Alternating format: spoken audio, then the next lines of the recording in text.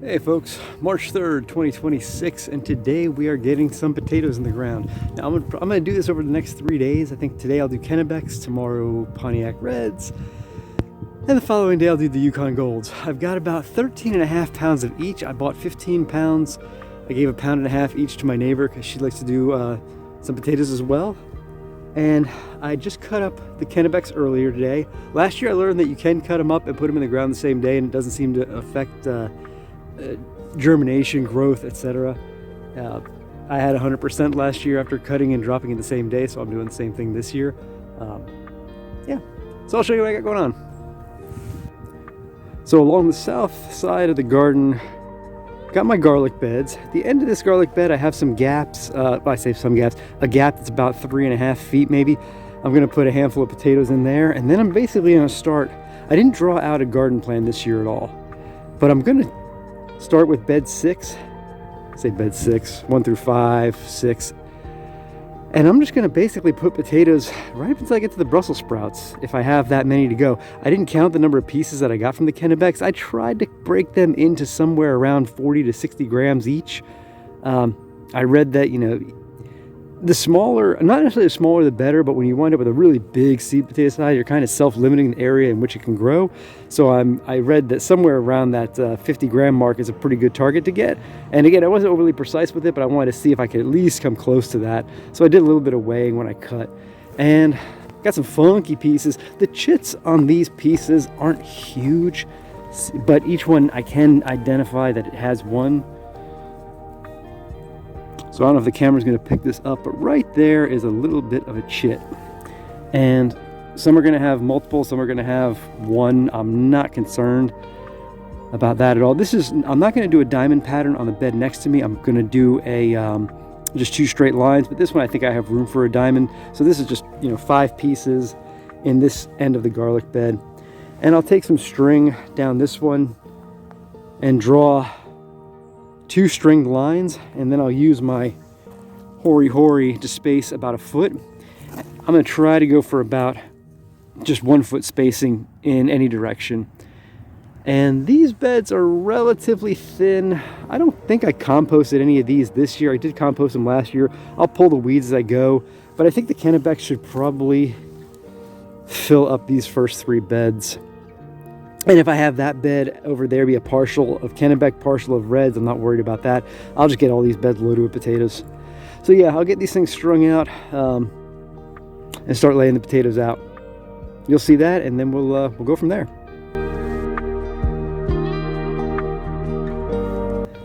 Just a nylon string attached to landscape staples. I keep a couple of these usually hanging around the garden somewhere so I can just lay out lines whenever I want. And I think it's about 1 foot apart, give or take. And now just get the potatoes laid out.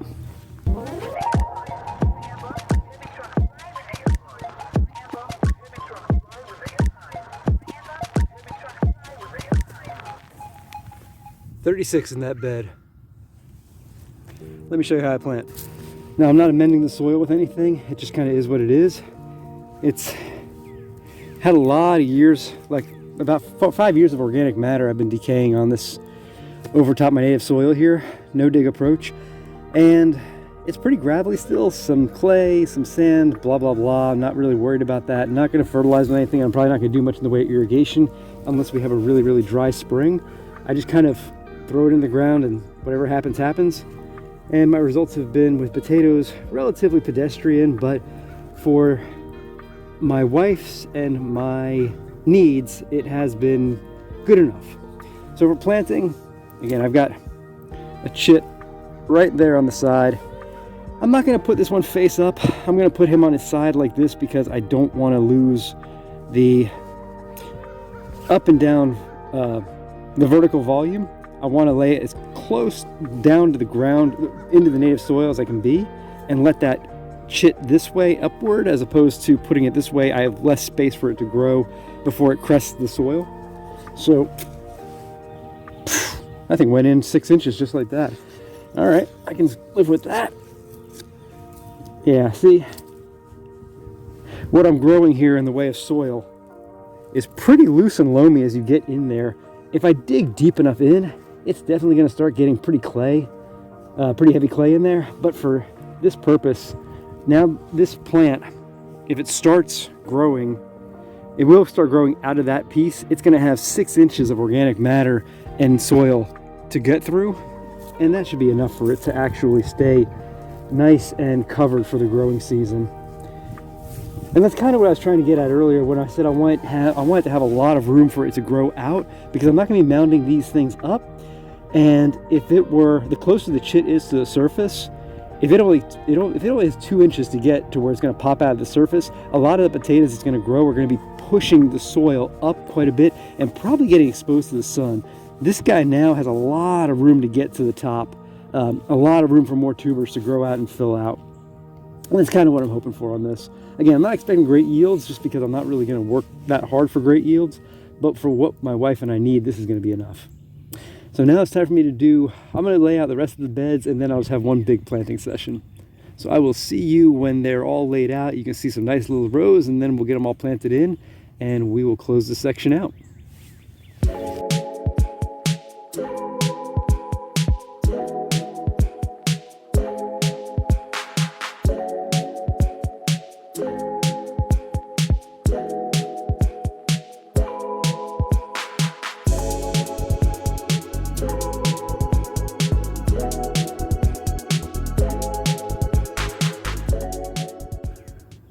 So I can't count. I think I said earlier that first row was 18 for 36 total for 2 rows. It's actually 17. So we've got 17 in these 3 beds. 34, 34, 34. I think I just counted 9, so it's 2 rows for 18. I pulled one from that little diamond pattern in the middle because I had one extra on this one to get an extra row. So I'll flash that number up on the screen right now, what that is in total pieces that I got from about 13.5 pounds. All right, so I'm gonna get these into the ground now and call it a day. If it is 13.5 pounds of seed potato, roughly, a 10x conversion, I think is, I don't wanna say it's a gold standard, but they say if you can get 10x, 1 pound seed, 10 pound yield, that you're doing pretty solid. I've never done that before. I think last year was probably my best year on the Pontiac Reds. I got probably 8.5 pounds per pound. The Yukon Golds last year were terrible, and the Kennebec were between. I think the biggest thing that I ran into last year were my seed potato sizes too big. Now I didn't let my plants die either before I harvested them. If you checked out my video specifically on the red potatoes, you'll see that I had concerns about blight, because I think I had blight on the leaves, and I've read that it can get in the tubers. And when I did harvest, I actually did find some spots on the tubers that made me think that I did have a blight issue. We get hot and humid here in North Carolina relatively quickly. This is early March. If your average potato is, call it 90 days, that would give me, let's say it germinates by mid-March. We start seeing it creep up. You're harvesting mid-June for 90 days, give or take, and by mid-June, we're getting pretty hot. We can be mild too, and we're gonna have some ups and downs in the meantime. And the other challenge is in the early to mid to even late part of March, we're probably not gonna freeze, but we probably will get hit with a few frosts. And if we do, and the foliage is up, it can get whacked pretty good. Now, I've never lost an entire plant to that. I don't know how much it slows things down, but that is something I have to be aware of. But this is sort of where my thinking goes with potatoes, being that they like cooler weather. I'm thinking probably mid 70s on the high, mid 50s to high 50s on the night, with adequate rainfall without being soaked and not wanting hot and humid. We have kind of I feel like we have kind of a short season here in the Piedmont of North Carolina for those conditions, which forces me to sort of get them out a little earlier than I'd like, risking a bit of frost damage to try to avoid the hot and humid damage that happens on the backside. It's kind of where my thoughts go. So let's close out Kennebecs for the day. I'll get these things put in, and then I will pick this little up. Well, you know what? You'll probably see the next Kennebec update in the garden tour update, because I'm going to do a tour at the end of this month, and I've got to imagine that by the end of March we're going to see things popping out of the ground here, unless they pop out of the ground and then get whacked by frost. If that happens, then you're probably going to see some dead plants.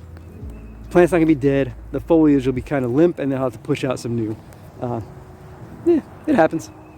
So in the meantime, thank you for watching. Appreciate it. If you have any comments or questions, please post below. And yeah, I'll see you in the next one. Take care.